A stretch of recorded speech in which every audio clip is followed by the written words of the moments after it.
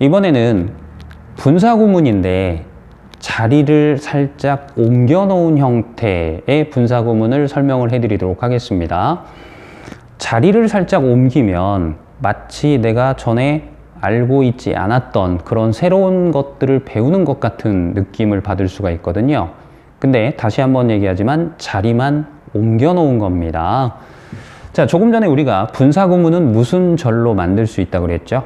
부사절을 분사구문으로 만들 수 있다, 이렇게 얘기를 했었습니다. 자, 그러면 그걸 설명하기 위해서 잠깐 보충 설명을 여기서 해 드리도록 할게요. 우리가 접속사가 있으면 이 접속사는 앞에 있는 주어동사와 뒤에 있는 주어동사를 연결해 주는 일을 합니다. 그런데 이 접속사는 세 가지가 있어요. 등위 접속사, 상관 접속사, 그리고 종속 접속사가 있는데, 등위 접속사하고 상관 접속사는 and, but, or 정도만 알고 있으시면 돼요. 그 이외의 접속사들은 세 번째 종속 접속사에 해당이 됩니다. 그래서 칠판에 접속사예요 라고 쓰면 종속 접속사를 일컫는 표현이다 라고 생각하시면 되겠고요. 이 종속 접속사는 혼자 다니는 게 아니고 뒤쪽에 주어 동사랑 같이 다니는 특성이 있습니다. 이 주어 동사를 한 글자로 절이라고 불러요. 그래서 종속 접속사 뒤에는 항상 절이 따라가요. 이걸 종속 접속사 절이라고 하는데, 길죠? 길면 줄여서 쓴다. 그래서 종속절이라는 표현으로 쓰시면 됩니다. 뜻은 따를 종, 따를 속이에요. 그래서 따라다니는 절이란 뜻인데, 앞에 종이라는 단어가 있으니까 종처럼 따라다니는 절, 이렇게 기억을 해 두시면 되겠습니다. 그러면 종이 있으면 종의 상대적인 개념이 뭐죠? 주인이죠. 그래서 주인 되는 이 앞에 있는 얘가 주인이란 얘기죠. 그런데 이 안에 주어 동사가 있죠. 그래서 뭐라고 불러요? 한 글자로 절, 그죠? 근데 주인절 줄여서 주절, 이런 식으로 표현이 되겠습니다. 그래서 주절과 종속절이라는 개념이 만들어지고요. 그러면 주인과 종인데, 주인과 종이 있을 때 누가 더 일을 많이 할까요? 뭐 당연한 이야기죠. 종이 더 많은 일을 합니다. 이 종속절이 세 가지 역할을 하게 되는데, 첫 번째는 명사의 역할을 하고, 두 번째는 형용사의 역할을 하고, 세 번째는 부사의 역할을 해요. 그런데 이게 종속절이잖아요. 접, 주, 동, 그죠? 이 안에 뭐가 있죠? 주어 동사가 있죠. 그래서 이 박스가 명사의 역할을 하는데 그 안에 주어 동사가 있으니까 이걸 명사절, 이렇게 표현을 하기도 합니다.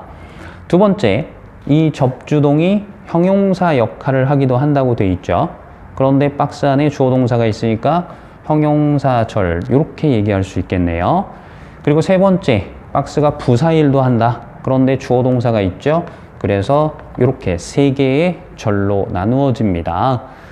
자, 다시 원래대로 돌아가서 우리가 분사구문은 부사절을 분사구문으로 바꾸는 형태라고 얘기했었잖아요. 그죠? 그래서 이렇게 접속사가 가운데 있을 때는 이 세 개의 절 중에서 부사절에서는 분사구문이 가능합니다. 자, 그러면 지금부터 이 접주동이 종속절 중에서 부사절일 때 분사구문으로 바꿀 수 있다를 설명해 드리도록 하겠습니다. 자, 그러면 만드는 방법은 똑같아요. 자리만 옮겨놨어요. 아까 우리가 분사구문을 확인했을 때 이렇게 있었던 컴마 앞쪽에 있었던 부사절을 분사구문으로 바꿨잖아요.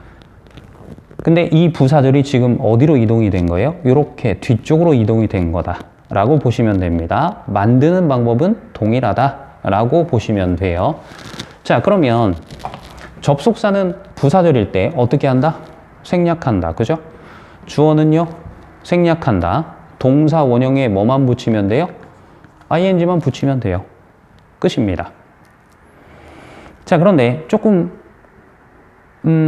보충 설명이 필요할 것 같죠? 그 부분 설명을 해드리도록 할게요. 자, 다시 써보면 이 주절은 그대로 써주고 이 부사절에서 접속사 생략, 주어 생략, 동사 원형의 ing에서 이렇게 써놓고 그 다음에 좀 더 볼게요. 이 ing는 어디서 나왔죠? 부사절에서 나왔죠. 앞에 있는 주어 동사는 원래 무슨 절이었죠? 주절이었죠. 그런데 이렇게 아무런 표시 없이 주어 동사 ing 써놓으면 원래 하나의 문장이었던 것처럼 착각을 일으킬 수가 있습니다. 그래서 이 앞에 있는 주어 동사는 주절에서 나왔어요. 그리고 뒤에 있는 ing는 부사절에서 나왔어요를 표시를 하기 위해서 부사절에서 나온 ing 앞에 컴마를 찍게 됩니다. 근데 이 컴마가 굉장히 중요한 역할을 해요. 컴마 앞에 만약에 빈칸이 나오잖아요. 그러면 기본적으로 접주동을 생각하셔야 됩니다.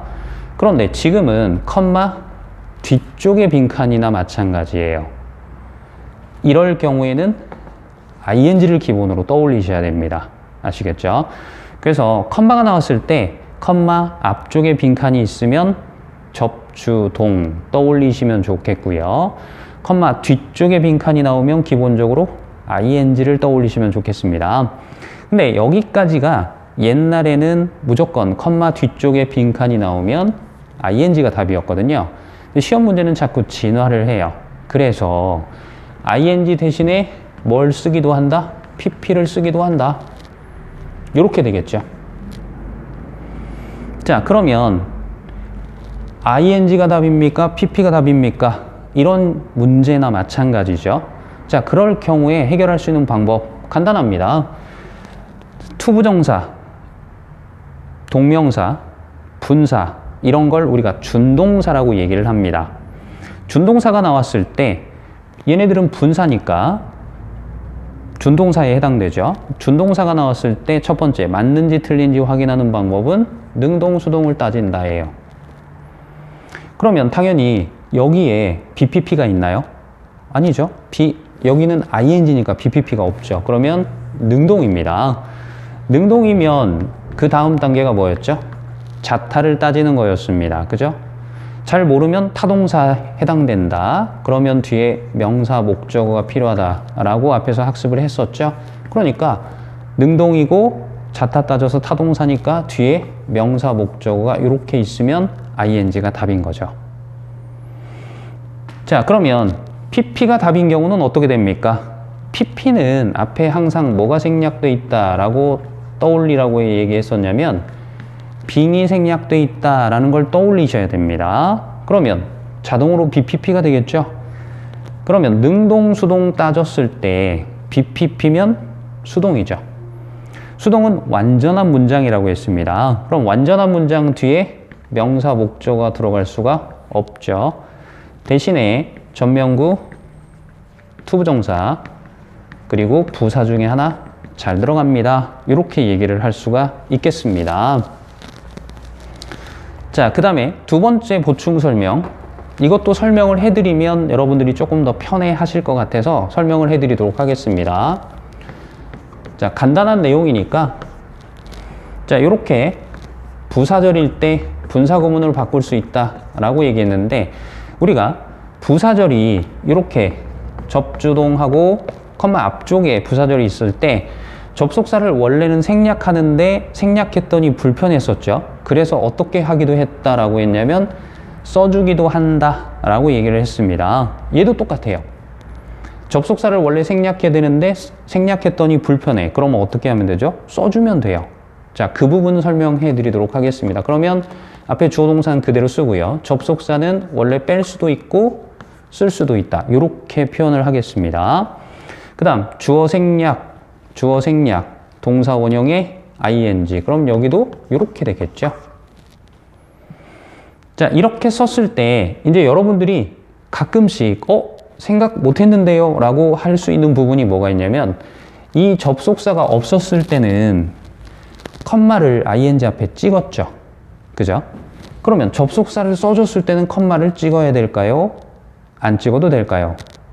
둘 다 됩니다. 찍어도 되고 안 찍어도 돼요. 아시겠죠? 근데 만약에 접속사가 생략이 되면 찍는 게 맞습니다. 이렇게 구별을 해 놓으시면 되겠고요. 자, 그 다음에 주어 동사 접속사 쓰고 당연히 PP가 답이 될 수도 있죠. 그러면 접속사 앞에 컴마를 찍을 수도 있고 안 찍을 수도 있다 라고 얘기를 해드렸고요. 그러면 얘랑 다른 점이 뭐죠? 없죠. 접속사를 불편하면 빼놓고 생각하시면 돼요.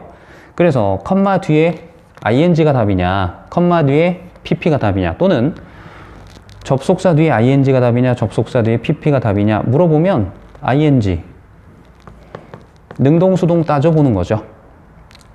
BPP가 아니니까 능동입니다. 자타 따져서 거의 대부분 타동사에 해당되니까 뒤에 명사 목적어를 써주시면 되고요. 자, 만약에 PP가 답이다 라고 생각이 든다면 이 앞에 빙이 생략돼 있으니까 BPP겠죠. 그럼 능동수동 따졌는데 수동이에요. 그러면 완전한 문장이니까 뒤에 명사 목적어 없이 전명구, 투부정사, 부사 중에 하나가 잘 들어간다 라고 기억을 해 두시면 되겠습니다.